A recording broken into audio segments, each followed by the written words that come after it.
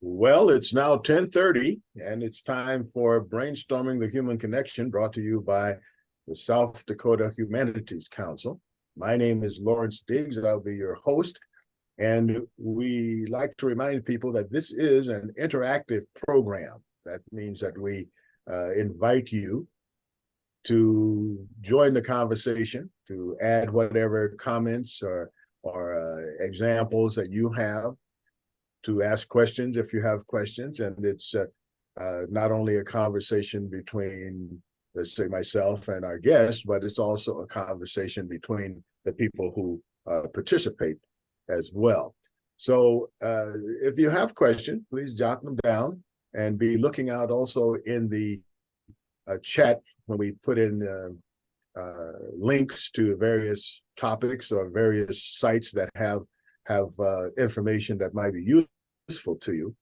And make sure that you look down at the bottom. You can actually copy those. There's 3 little dots at the bottom of the chat, which will allow you to copy to your desktop the whole chat. So anything, questions that people had, any kind of links that they leave, instead of trying to madly type them or cut and paste them, you can just download that to your desktop. Okay, so today we're going to be talking about South Dakota Magazine. It is the premier magazine that talks about South Dakota, and has for some time. We'll get into all of that a little bit later, but it's a good time to reflect on what these publications mean to us. What do they bring to our lives? How do they impact how we live and what we've become over time? So my guest today is Bernie Hunhoff, who is the founder of the South Dakota Magazine, and Katie Hunhoff, his lovely daughter, who has taken over the reins and is now the editor and publisher of that prestigious magazine. So welcome, Katie and Bernie. Thank you, Lawrence. Happy to be here. Thank you. So let's start. Yeah, let's start off with a little history. Like, tell us about how the magazine got started. Why did it get started? Give us a kind of background. But before we get to that, how about a little elevator speech from Bernie and Katie on who they are? And we'll start off with the elder, Bernie Hunhoff, the elder. Tell us a little bit about Bernie and the kind of, what's your elevator speech? You're right. I never gave one, but I just grew up on a farm outside of Yankton with 7 brothers on a small farm. Our dad's dad died when he was in the 8th grade, so he quit school at 8th grade and went to work to raise his younger siblings. And we grew up on that same farm, and it was because he started in the 8th grade when other farmers were buying land and everything. He was just trying to survive through the dirty 30s and 40s and the war years on a tiny farm, and then he ended up with 7 sons, and we all loved it. We all loved the family farm. I think if it had been bigger, there'd be 7 Hunhoff brothers farming out there by Utica, South Dakota, but it was a very small farm. And so we all went off to town, and most of us, as soon as we had a couple nickels, we went out and bought a little land, because we loved the farming life, but that wasn't in our cards. So most of us went into town and went into business in one sort or another. Our mother was a poet, a very fine poet. She learned from Adeline Jenny, who was nobody on this show but me is old enough to remember Adeline Jenny, but she was a wonderful, wonderful poet, a poet laureate after Badger Clark. And my mom corresponded with her and learned how to write poetry. And so we grew up with books, and Dad, only with an 8th grade education, loved to read, read every book. I don't think he ever bought a book, but he read every book that came in the house, whether it was a math book or a history book. So we grew up around books. He subscribed to 2 or 3 daily newspapers, and so words were important. that's just the environment we grew up in. And we went off and got into business. And in my case, it was my writing came fairly easily to me, way easier than algebra or science. And I just got drifted into writing and journalism. And I worked for Frank Denholm right out of college. He was a congressman from South Dakota and Washington. I just coming off the farm from Utica, I got along okay in Washington, but it seemed like such a false place to me, even in the 1970s, just so artificial. After growing up with just hardworking, salt of the earth people of the land, it just seemed so different that I was sad that Frank lost the election in 1974, but I was happy to go back to South Dakota. And I came back and got some journalism jobs, and the best things of our life, our son Chris and our daughter Katie were born, and we had some mouths to feed. And I found that journalism was a tough way to make a living in South Dakota even then. Sadly, gotten even tougher now. And so I eventually started my own little weekly newspaper. That went okay. I had a chance to sell that. And at that time, it was a critical time. We looked around, my wife and I, we thought we could probably do better if we took that little bit of money we had now and bought a bigger paper or did something in another state. We looked around the Midwestern states, especially in Colorado, in Wyoming, looking for something bigger and better, and we couldn't really find it. And I'd signed a no-compete that said I would not be in the newspaper business again for 10 years, so I couldn't come back to South Dakota in the newspaper business. Again, I was really bad at algebra and math and science. So I was stuck in journalism, and I read my no-compete one day, and it didn't say anything about not starting a magazine or being in the magazine business. I called the lawyers, and they said, yeah, we should have put that in there. But they said, go ahead if you want to. So it was really that simple. We started South Dakota Magazine because I could not get back in the newspaper business in South Dakota. That was a long elevator. That was a long elevator, wasn't it? Yeah, but it was going up to the 88th floor, so you had time. So how about Hunhoff the younger? All right, sure. Well, so obviously I grew up in Yankton on a farm north of town.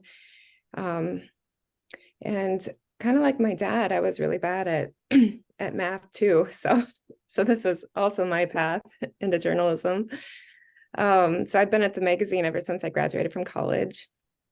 I've been there for over 20 years now, and I'm so blessed because I'm still with a lot of my coworkers, and I see some of them on here that are watching. So thank you.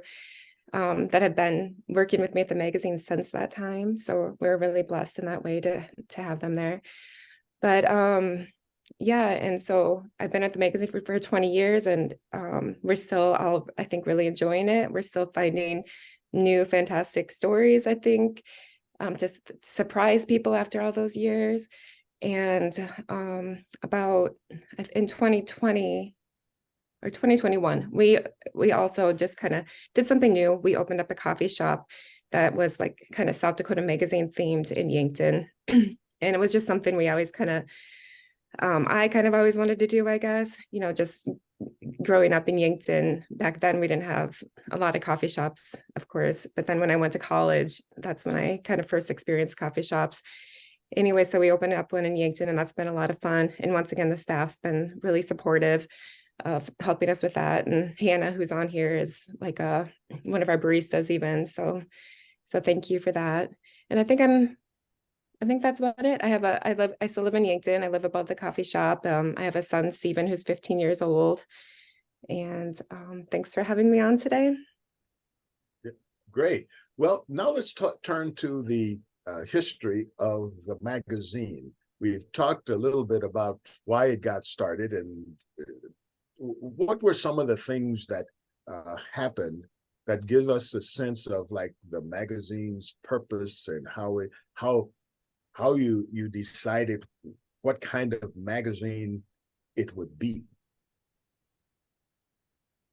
You want me to go first, Katie? Again, I've already established that I'm not a scholar, so I didn't really know what the purpose would be. And that's the honest truth. I just wanted to stay in South Dakota and stay in journalism, and I thought it would be fun if I could just kind of, instead of going to boring city commission meetings, the school board meetings, if I could actually just go out and poke around and look for interesting people and places and write about them, that'd be a lot of fun. So it was that simple for me. I thought if I could find some interesting stories, get them down on paper, nice people like you guys would write us a small check every year, and life would be good. And might sound corny, but the readers showed us the purpose. And it's way more profound than I am, or way more deep. It has way more depth than I have, to be honest. The stories we found out are not just stories. They're not just entertainment, although that's what we were looking for, entertainment. The stories, and no one story, but the stories all taken together, just like quilts just like stitches in a quilt. No one stitch means much. All those stitches together create something beautiful. And all those stories together, quilted together, kind of show us who we are as a people.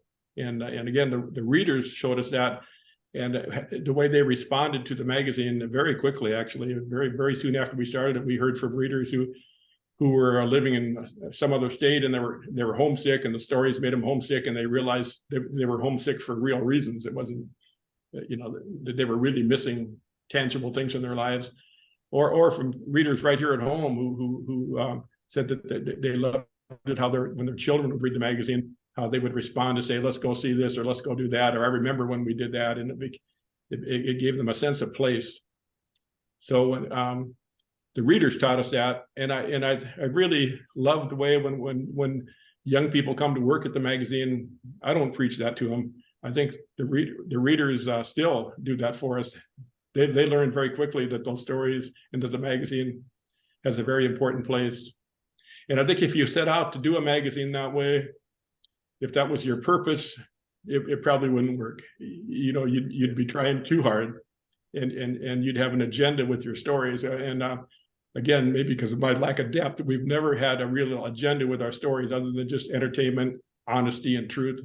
We just try to keep it simple. And the readers have showed us that those stories have value.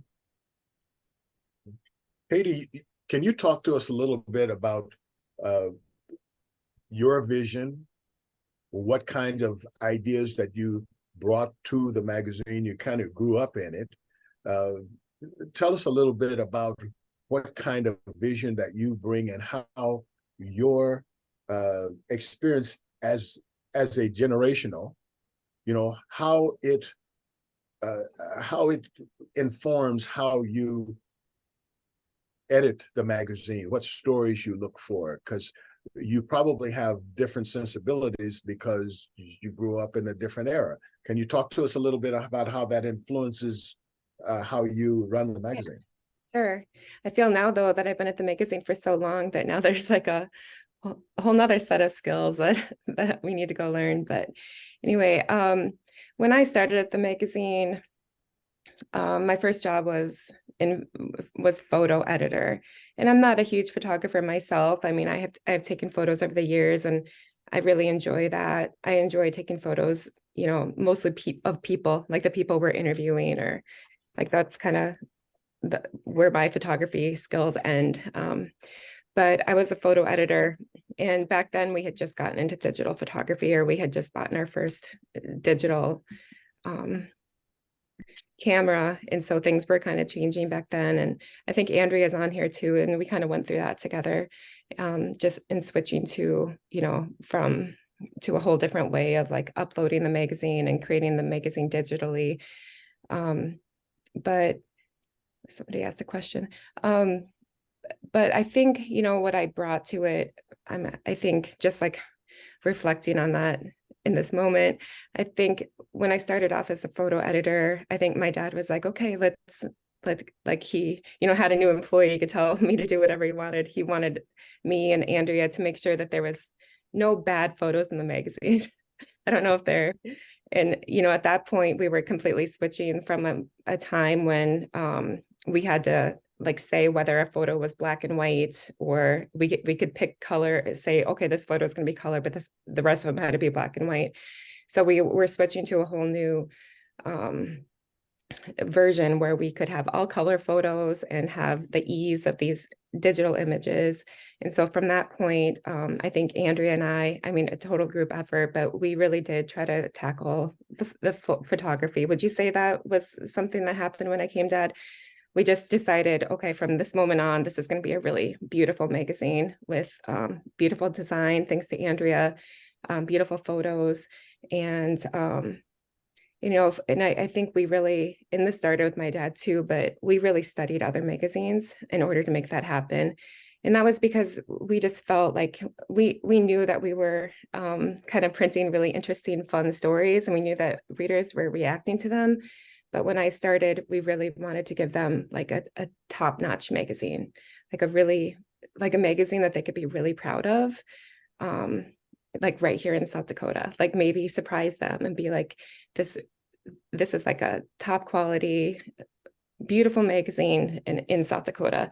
And that's, and I did, and Andrea and like the other coworkers did that with me. But I think that was kind of maybe the start of changing how it looked in order, we wanted people to be really proud of their state magazine. One of the first, go ahead, Bernie. One of the first people I ever did a story on was Arnie Larson. He was a Brookings music teacher who collected all these instruments from all over the world, had a house full of them in Brookings, and eventually that became the Shrine to Music and now the National Music Museum. And I interviewed him in 1985 when he was really just getting the Shrine to Music, really becoming a national, getting national and international respect. And he told me that, he said, when I had that big collection, people in New York and San Francisco and in several places around the globe wanted his collection and wanted him, but he brought it to Vermillion, South Dakota, a town of 10,000 people.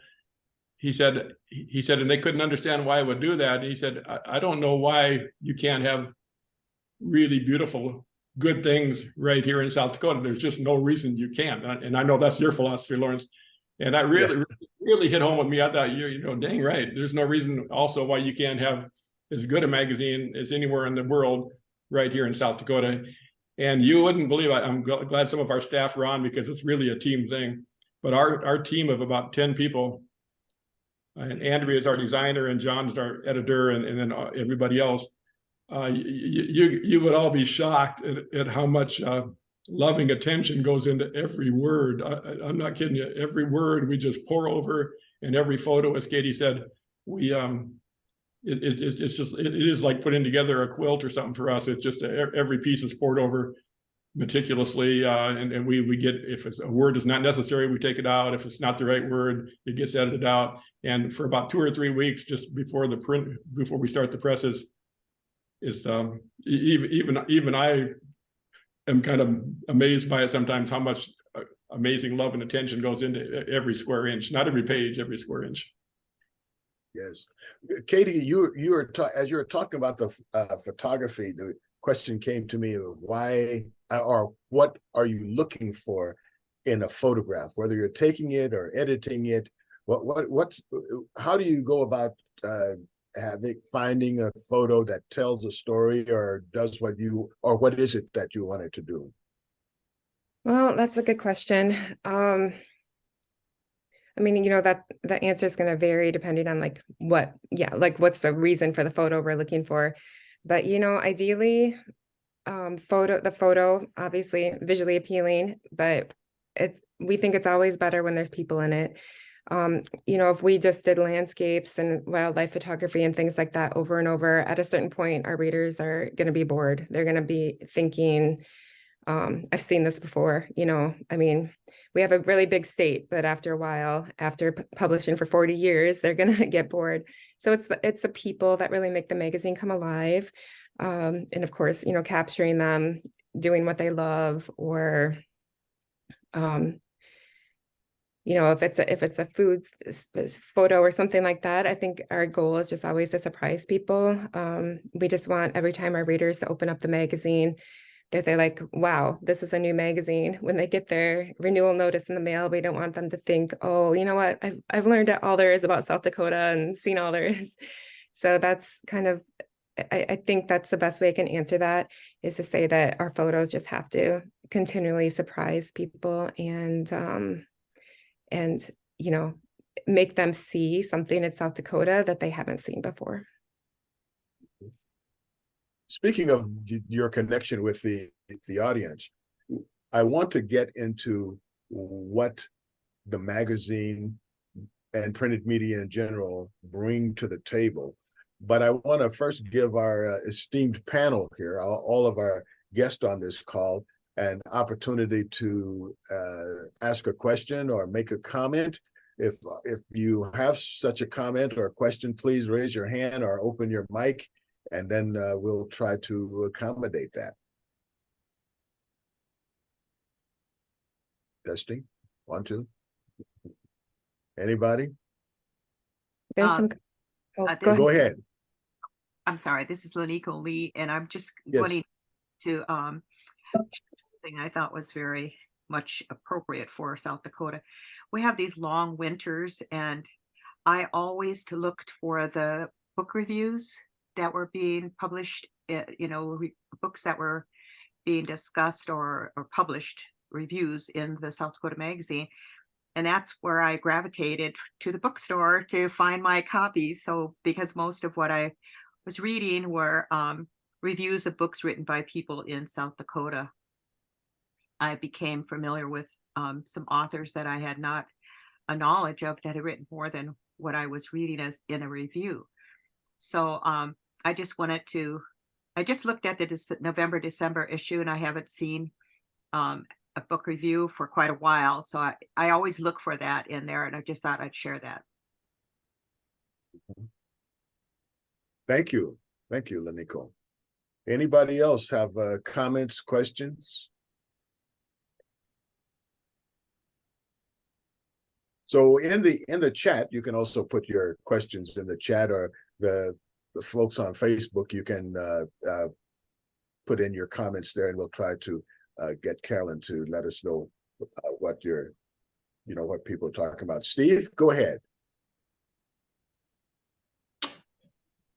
There, I think I'm on. Yeah. Very good. First of all, There you go. we're subscribers.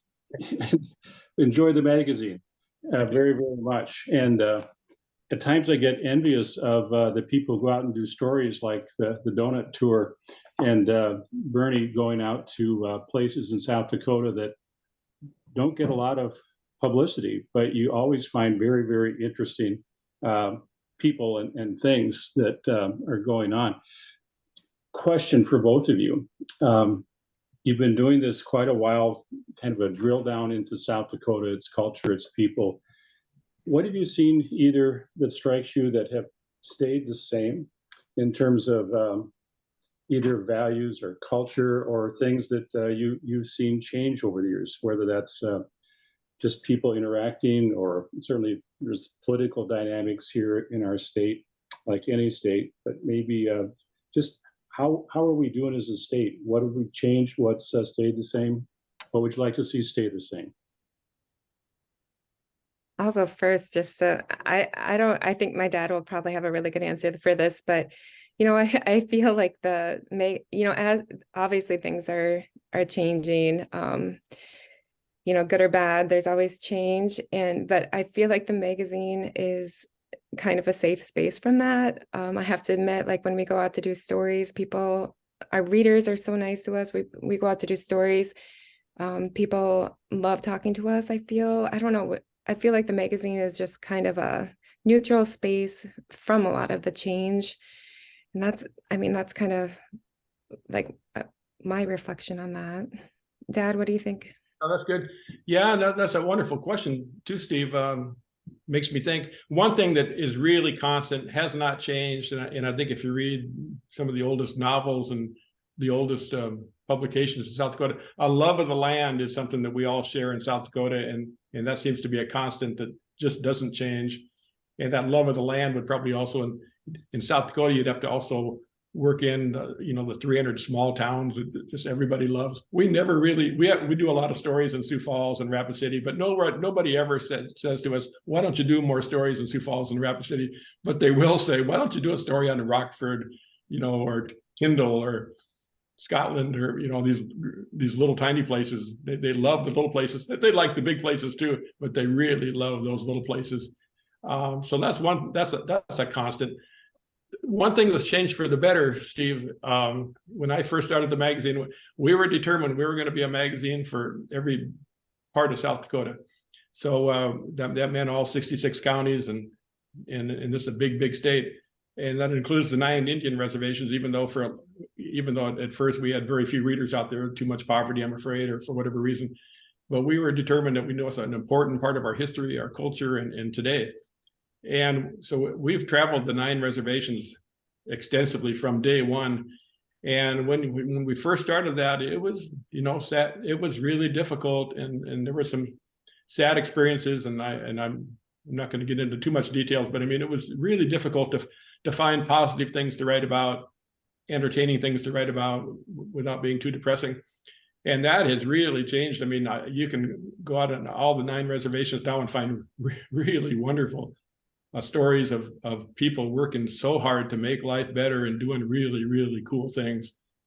Really easy to find good stories on all 9 reservations today. So that's really heartwarming.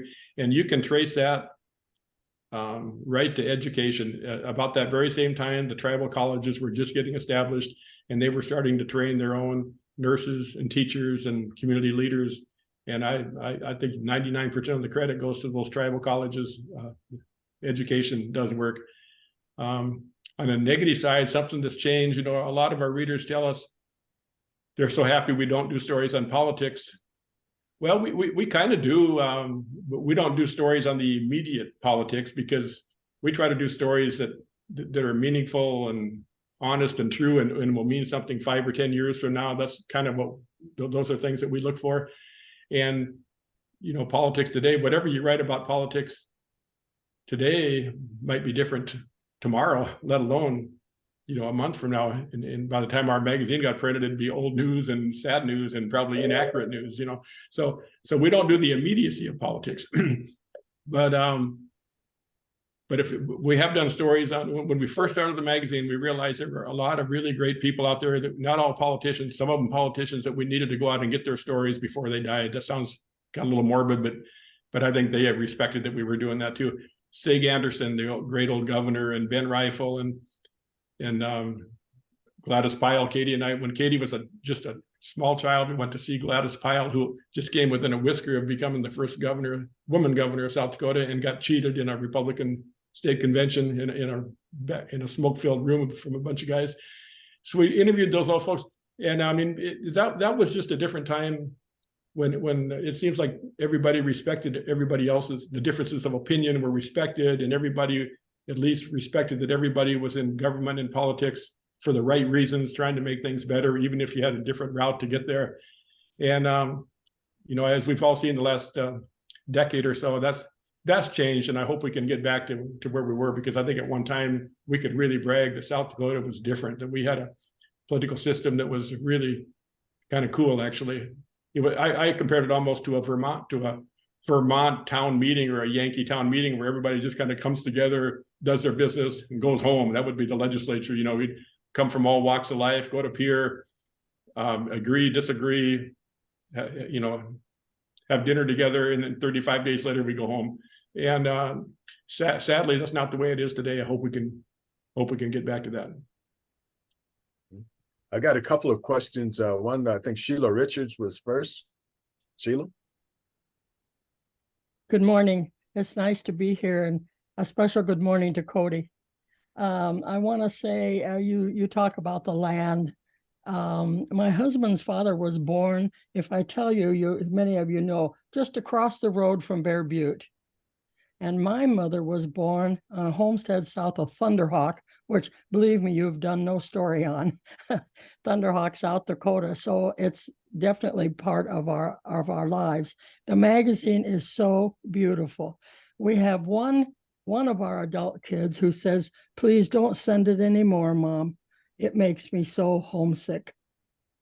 And so it's just beautiful, and we can't throw them away, because of their beauty. And so we have found a place to share them with one of the retirement centers, nursing homes here in Aberdeen. But I hope other people will do that too, because it's beautiful. And thank you, thank you, thank you. Thank you, Sheila. That's really sweet. Thank you, Sheila. Sheila. We do hear that quite a bit from readers, that they don't want to throw it away. And we do take magazines too in the office, and we can find a new home for them. But also, by the way, we don't want to recycle them or throw them away either. So imagine how many we have in the office. Carolyn, you had something you wanted to add to the conversation? Well, I just wanted to make sure that everybody saw the comments, and there was a few of them, so I was just going to read them to everybody quick. Bree said, if I remember correctly, were you not told by a particular politician this magazine would never work, and you prevailed anyway? Yeah, we were told by quite a few people, and in fact, it was kind of funny when we first started. We were trying to get $9 for a 1-year subscription, and some of my best friends said, "Well, I'll give you $4.50 for 6 months because I don't think you'll last a year." A lot of that kind of stuff. Yeah. And then Richard Hammond said, Arnie Larson, founder of the National Music Museum, used to say, "It's just as far from Vermilion to New York as New York to Vermilion. They should come here." He quoted Arnie better than I did. And then Rich Widman said, "South Dakota is a better place because of the Hunhoffs, but would have been even better if we would have elected Bernie governor." And somebody replied and said, "It's not too late." And then Donna Burns said, "Love this magazine, have subscribed for years, and it makes a wonderful gift." And to that, I would personally add that I shared with Katie a couple of weeks ago, I subscribed to the magazine as a gift for my father. And every time it comes, he pokes it in the flag of his mailbox out on the gravel road where he lives and takes a picture with his lab sitting there with a magazine. And he says, "It's here, it's here." And he's just so thrilled to get that magazine every time. And I've taken 2 calls in the office in the past week, one from Oregon and one from Florida, who told me that the South Dakota Magazine is their connection to home where they grew up. And so it's always heartwarming to hear those things about the magazine. So you guys have done a phenomenal job with it. Thanks, Carolyn, and thanks for sharing those photos. Like I said, they made my day. They were so adorable with the dog posing there.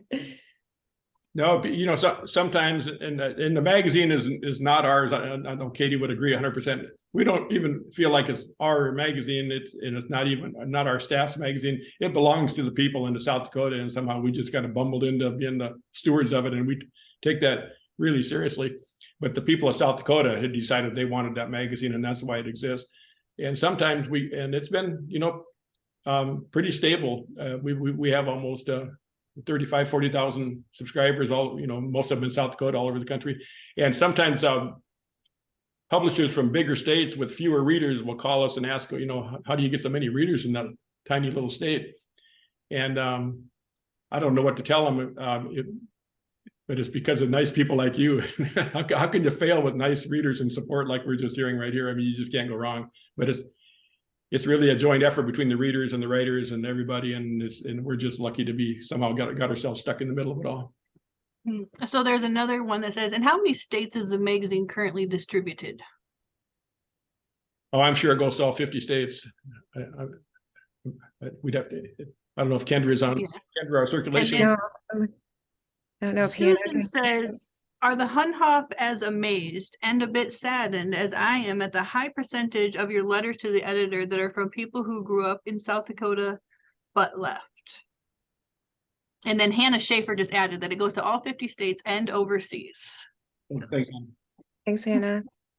I think the out-of-state readers, I think the in-state readers love the magazine and they read it, but maybe they take everything around us a little more for granted, where the out-of-state readers, being removed from all that, get the magazine and do have that big feeling of homesickness and are more apt to pick up or to get on the keyboard and write us a letter because it hits them more powerfully is what I've observed. That's why more of the letters come from out of state, because when the magazine comes, it's like a slap in the face to them that, hey, we're missing this, and it's really meaningful to them.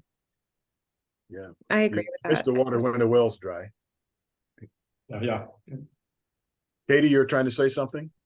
Oh, I agree with that answer. I think it is because they're not here and they want to feel more connected to the state. And I think, and I've kind of noticed that too. We've always had first of all, we're lucky that we get such fantastic letters to the editor. It's really one of my favorite sections in the magazine. And our readers just write such thoughtful, like really good responses to our stories. And I did notice that a lot of them were out of state. And I do think it's because they miss that connection to the state. And that's one way they can feel connected is by writing to us. So I agree with my dad on that one, so it doesn't necessarily make us sad, maybe sad for them that they don't live here. Yes, but it's like a diaspora, you know, a network to the diaspora, South Dakota diaspora. So speaking of that, I'd like to turn to the impact that the South Dakota Magazine has on bringing people into that network, or what does it add to both the people here and the people out of state? What does it add to their lives? Or what would you like to think it adds to their lives? Want me to go, Katie? Mm-hmm. Well, as I kind of just briefly mentioned earlier, you know, to us, and even today to us, I think we just go out and look for entertaining things. We feel more than ever today, and that was our goal 38, 39 years ago when we started.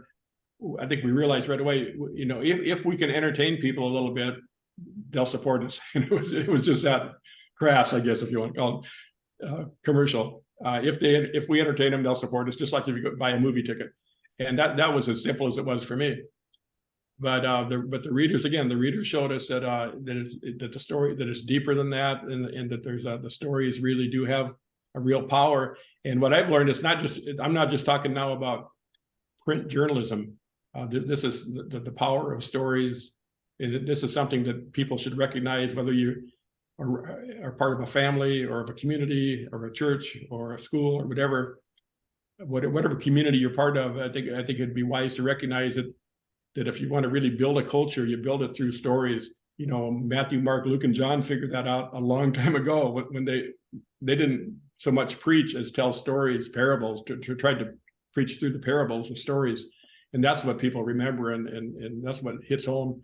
So it's as simple as that. I mean, it was done on stone tablets at one time, and whatever the medium, you know, it doesn't matter. It's the story that's important. I think the stories of South Dakota work out really well on paper, and I think paper is going to be alive and well for a long time if you use it correctly. It's still a really, really great medium for what we do, especially because Katie talked about the importance of pictures.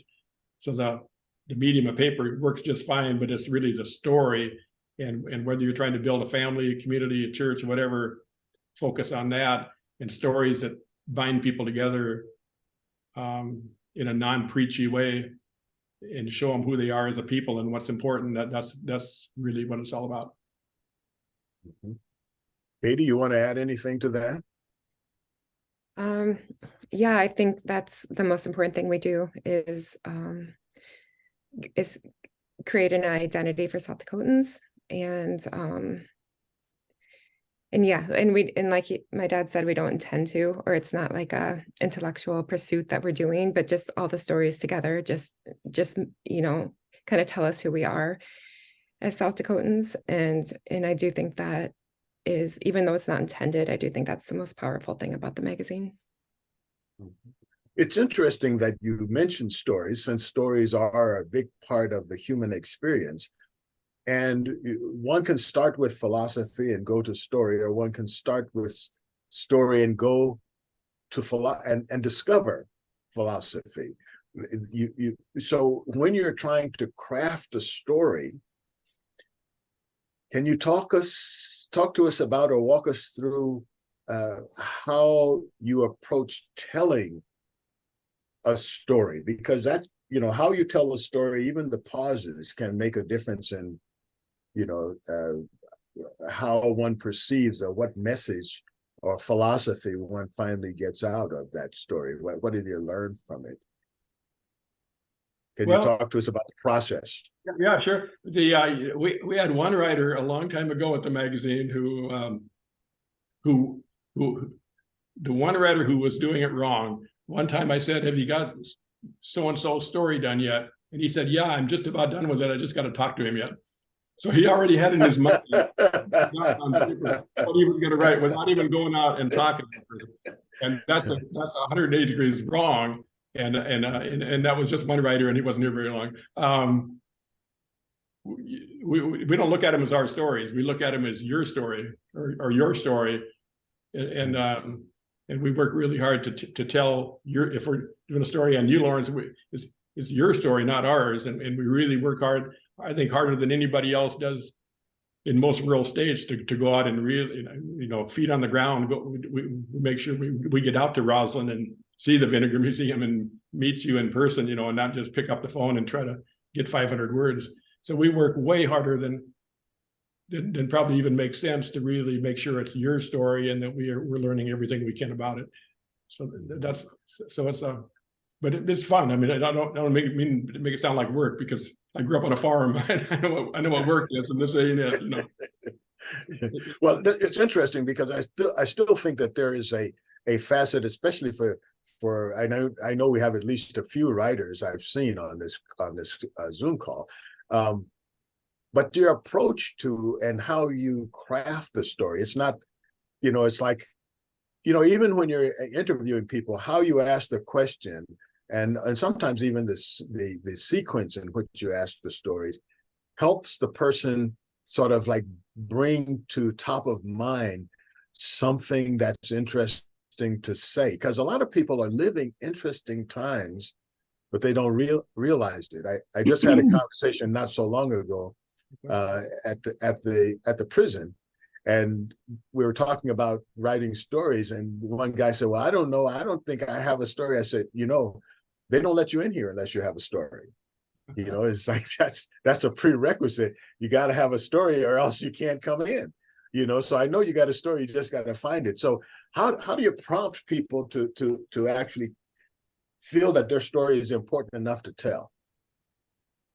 Well, for one thing, another thing people ask us often is, how do you come up with those great story ideas? Well, it probably it's not the great story idea. It is the execution of any idea. A great story idea done poorly would be a poor story, but we could show up as Chad Koppas is really doing a great job of this right now. He's going into little towns, just showing up unannounced with a camera and a notepad and just poking around to see if he can find a story. And you'll see that, like in Rochford is the latest one. I mean, he never fails to come back with a story. So you're right. You nailed it. Everybody's got a story. It's just a matter of being patient, going out there, and then you also don't want to embellish. If you're not finding a story, you don't want to embellish or make something out that's not there either. The readers will figure that out in a big hurry. So I think we just take the time and respect the places and the people that we talk to a lot, respect them. And sometimes very seldom, but sometimes we'll go out looking for a story and we just don't find a story there. But that's really, really rare. Everybody's got a story. And if you respect them and take the time and try to figure out what their story is without a preconceived notion, there's something there. Right.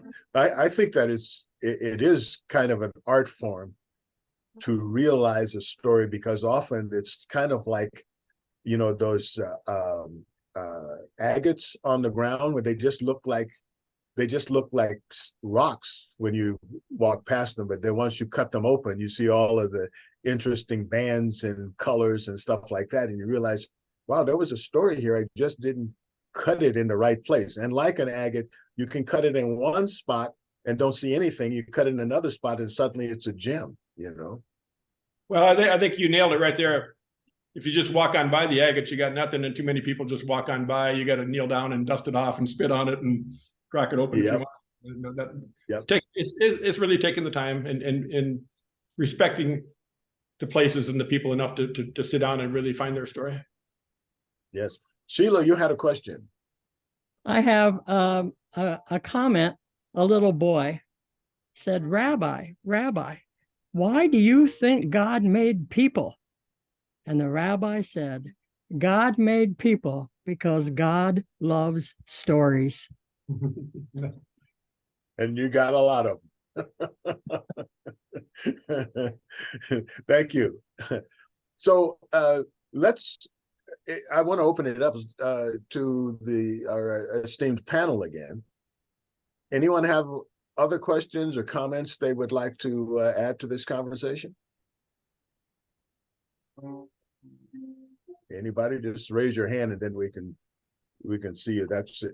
They have reactions down slot down at the bottom of your screen. Richard. Hi. How are you doing? Doing real well. I was just saying that I was going to say that I'm lucky enough to have been one of the original subscribers to the magazine because Randall Hunhoff, Bernie's brother, put me onto it right away. He almost sold the magazine to me before it was the first one was off the press. So really grateful to have been able to open and look at every issue of the magazine as close as I can tell. And especially the tiny towns jobbies. I came from a tiny town, Spink, South Dakota. And so it's the tiny towns actually really hit a chord with me, and I really enjoy that. And I had a 25-year career working with the South Dakota Geological Survey. So I probably saw more dirt roads than Bernie even did, but in lots and lots of tiny towns, and eat lunch in a ton of them.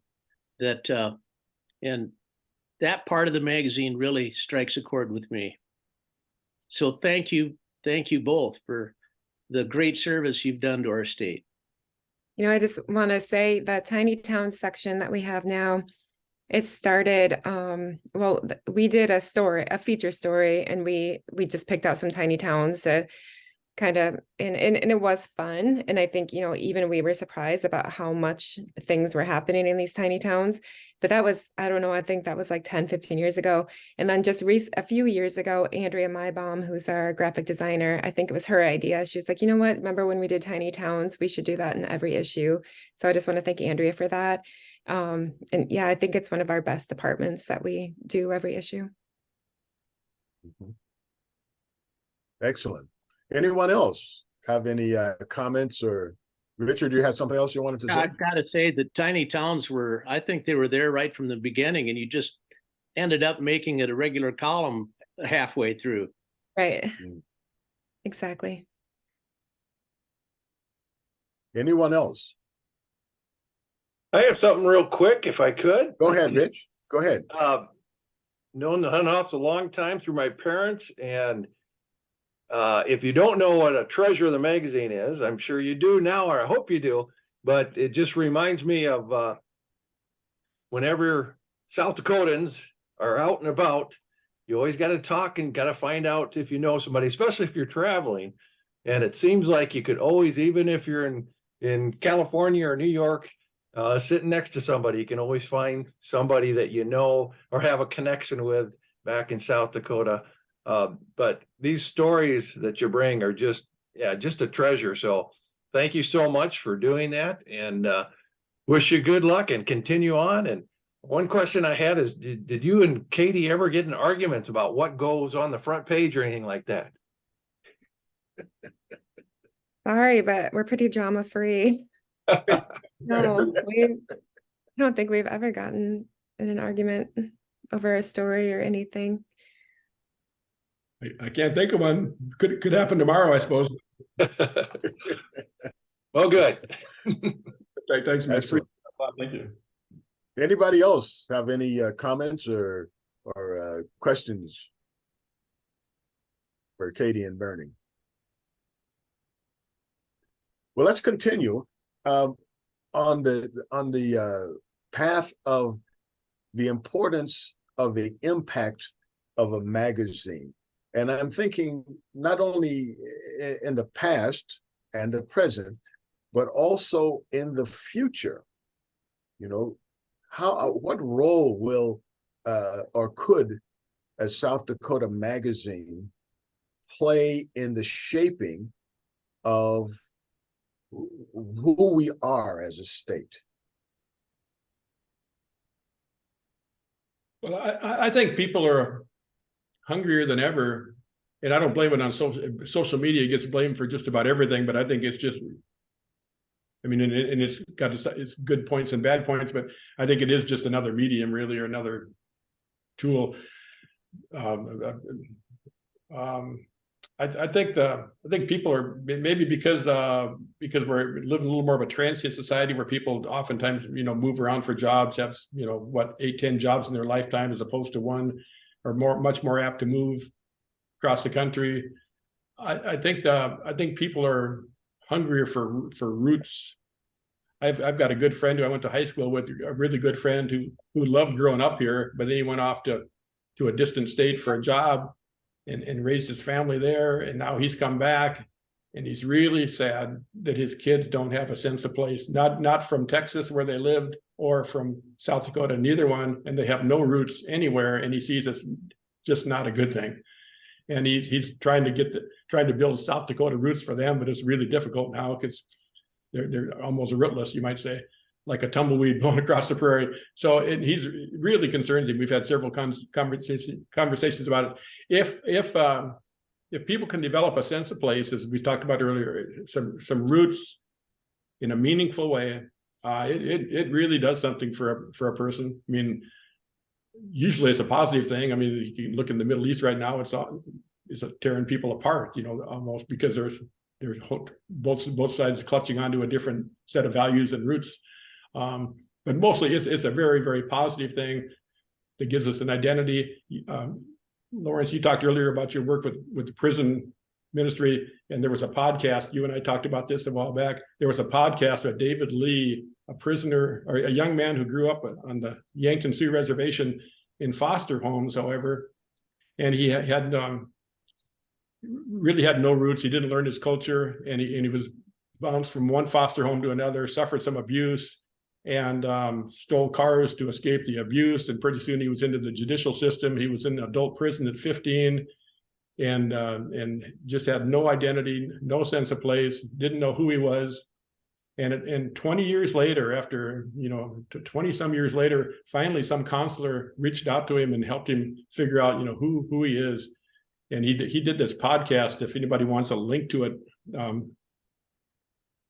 email me. I'm Bernie at SouthDakotaMagazine.com. I'll send you a link to it. It's really powerful. And what he says in there is that, once you have, I wrote it down here. I need to read it because I want to get it right. It's the most powerful thing I'd heard in a long time. He said, once you have an identity, you have something to live for. Once you have an identity, you have something to live for. And that just totally changed his life. And now he's not only a model prisoner, but he's helping other people. And he's just an amazing individual. At the end of this podcast, he sings a beautiful Lakota song. He didn't grow up, Dakota would be Dakota. He didn't grow up with his culture, but he's learned it. And it gives him something to live for and a reason to help other people. It's a really, really powerful thing if you have roots in a sense of place. Some of us take it for granted. Some of us don't have it. And there's a lot of people in between those two extremes. And yes, that's where we can play a role. If you try to do that, if you set out in the morning to say, I'm going to go do that, I don't think it would work. But I think if you share stories and share places, it can happen. Yeah, that story is really, it's one that I know maybe even too well, because when I first started being a chaplain, David Lee was used as the poster boy for a bad prisoner. He was like in other words, it's like, if you want to know how bad a person can be, let us tell you. And then they told us stories. Eventually, the warden got wind of that's what they were doing in the training of people, even of their guards. So it set the guy up. They were setting him up by all these new guards were being told that this guy is evil. That was indoctrinated. And now he is a counselor. He got transferred up to North Dakota, and he made a change in South Dakota, but he realized that nobody was going to, they had that identity of him, and the guards were not going to let him be anybody else. And he asked for a change. He got up to North Dakota, and now he is counseling new inmates, in North Dakota. So that's another example of change of place, changes you, given a different opportunity. So that's very important to do. And telling those kind of stories, those, to me, that's the kind of stories that maybe that becomes more important than the politics, because understanding and feeling that can change our politics. It can change what we do in politics. We have about 6 more minutes, and I want to talk about the future of the South Dakota Magazine. So can you guys tell us what kind of changes, or what kind of approaches, or what can we be expecting? Well, we have quite a few staff. I think they're watching, so feel free to jump in if you want to say anything about this. But I don't think we have any major changes planned. Like we're, our main goals and remaining prints, everything is going to remain the same. Just some things on the horizon, I guess. Our 40th anniversary is coming up. So we do publish books, and they're books that we're really proud of. Some are photo books, and we have one called Outlaws and Scofflaws. And we did in the past, my dad wrote a book called South Dakota Curiosities, and that's kind of a travel-based book, but we're planning on doing more books in the future, kind of to coincide with our anniversary, which is coming up. And I think another travel type book, and then our most popular book that we've ever done is called South Dakota's Best Stories. And I hope everyone here has had a chance to read it, but and that was for our 20th anniversary. Is that right? And we sold out of that really soon. I guess that was a great title, South Dakota's Best Stories.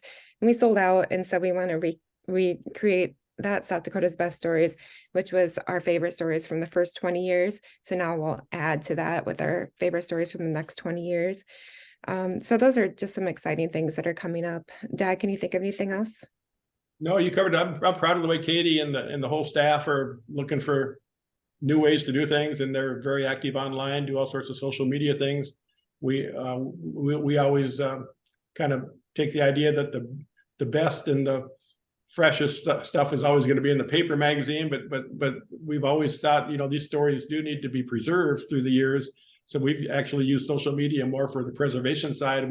We've tried to post a lot of things online just to save that story so it's available on down the road. And then one other thing I'd mentioned, Katie's coffee shop has been an interesting experience. She just wanted a coffee shop. I didn't think it was anything profound there either, but it's interesting that a coffee shop is a gathering place, just like the magazine is a gathering place for people, a community. And weirdly enough, it seems like the coffee shop is almost kind of serves the same function as the magazine. You just get a group of people together and try to have a safe, common place, gathering place. And it's been I think there's lessons to be learned in there from print journalism, actually, from the coffee shop. So that's been actually an interesting experience that I'm still thinking about. Yes, well, it seems like that could be an interesting source for stories as well. Oh, yeah. No, for sure. You could bug all the tables, and then and then transcribe them. That could be a play. I like it. But that brings about another question about the books. And you mentioned earlier your series about tiny towns, and it seems like a collection of those stories could be historically important. Yes, they are, in air quotes, reprints, but I think that those kind of collections could at some point serve as a source for people who really don't recognize what a small town is. And especially since my experience for being in South Dakota for over 30 years is that we're drifting toward being 2 big towns and 12 haciendas. That's because all of the pressures put on small towns are kind of making them disappear. So I'm hoping that that could also be something that that would be useful to the public. That, of course, brings us, unfortunately, to the end of our time here, because it's going to be 11:30, and we try to have a hard stop for those who are joining us, to value their time and to value the time of our guests. So I want to thank you both sincerely for bringing the South Dakota Magazine and its story to our story.